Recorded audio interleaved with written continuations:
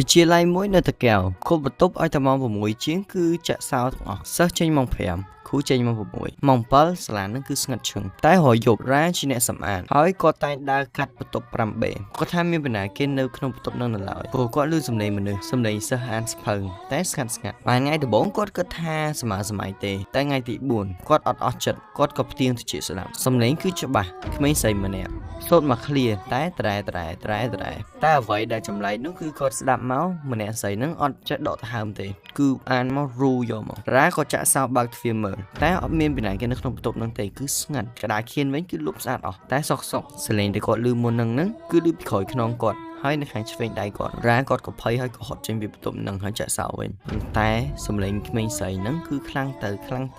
ដល់ថ្នាក់រ៉ារត់ចុះក្រោមហើយសំឡេងនឹងគឺនៅតែខ្លាំងសំឡេងនឹងគឺដូចកំពុងតែសោតចឹងដល់ថ្នាក់សុកសំឡេងសោតអីហ្នឹងគឺចេញសំឡេងឆ្លក់វិញឆ្លក់ខ្លាំងចឹងឆ្លក់ដូចងាប់ចឹងផឹកឡើងរ៉ាក៏គាត់ទៅប្រាប់នាយកសាលាហើយនាយកគាត់ប្រាប់រ៉ាថាកាលពី2ឆ្នាំមុនមានសិស្សស្រីម្នាក់ឈ្មោះបុប្ផាដែលគាត់កំពុងតែផឹកទឹកហើយគាត់ក៏បានឆ្លក់ទឹកព្រោះអត់មានពីណាគេជួយគាត់តនេះហើយគាត់បានស្លាប់ក្នុងបន្ទប់ហ្នឹងរ៉ាក៏គាត់មានអារម្មណ៍ថាណាត់កូនស្រីហ្នឹងហើយក៏អត់មាននិយាយអីទៀតទេយប់ហ្នឹងរ៉ាគាត់ដើរកាត់បន្ទប់ 5B ហើយគាត់ក៏ចាក់សោមើលនៅក្នុងហ្នឹងម្ដងនេះគឺគាត់ឃើញម្នាក់ស្រីហ្នឹងអង្គុយតុកកដាលមាត់កំពុងហើបនិយាយអីភ្នែកបើកធំហើយមើលមកគឺដូចកំពុងតែអានសភៅឲ្យគ្រូចឹងប៉ុន្តែអត់មានបណ្ណាគេនៅក្នុងបន្ទប់ហ្នឹងក្រៅពីរ៉ាទេអាយុ16